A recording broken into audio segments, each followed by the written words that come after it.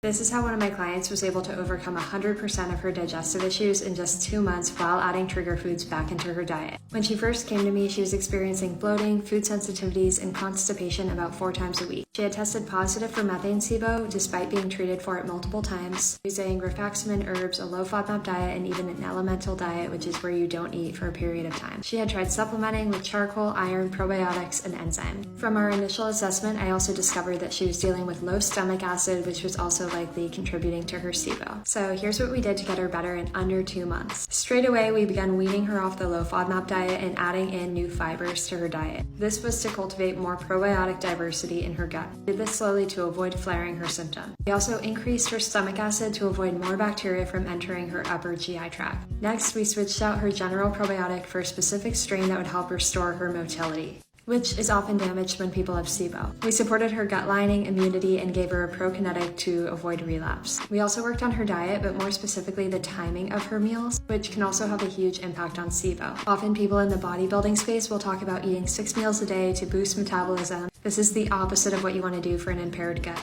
People with a really bad digestion are better off creating digestive breaks throughout the day so their gut can heal and to restore correct motility. The last thing we did was add in specific herbs to knock out that bacterial overgrowth. And the mistake that most practitioners make is they only focus on this step and not any of the other things I mentioned. This is why she wasn't able to get well during any of her other treatment rounds before she finally came to see me. Here's her lab before we started, and this was her negative SIBO result after she retested at the end of my program. And this was her testimonial that she wrote at the end. I'll try to put this on my website for anybody that wants to read the whole thing.